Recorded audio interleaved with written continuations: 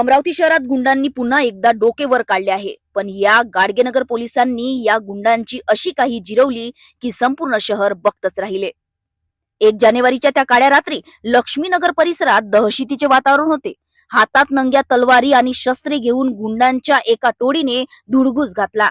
अनिकेत दीपक देसाई यांच्या घरावर हल्ला करण्यात आला आणि रस्त्यावरील वाहनांची निर्घुणपणे तोडफोड करण्यात आली. नागरिक भयभीत झाले होते, पण गुंडांचा हा सगळा कारनामा सीसीटीव्ही कॅमेऱ्यात कैद झाला. फिर्यादीने तक्रार दाखल करताच गाडगेनगर पोलिसांनी वेगाने चक्र फिरवली.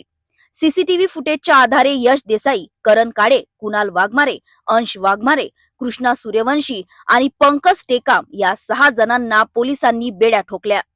सोमवारी दुपारी पोलिसांनी या सर्व आरोपींची भर रस्त्यातून आणि घटनास्थळावरून कडक बंदोबस्तात वळख परेड काढली. ज्या गल्लीत हे गुंड दहशत माजवत होते त्याच गल्लीत पोलिसांनी त्यांना मान खाली घालून फिरायला लावले. पोलिसांच्या या सिंगम स्टाईल कारवाईमुळे लक्ष्मीनगर वासियांनी सुटकेचा निश्वास सोडला आहे. गाडगेनगर परिसरात वाढती गुन्हेगारी आणि DRI नागपूरकडून MD ड्रग्जची जप्ती ही चिंतेची बाब बनली आहे.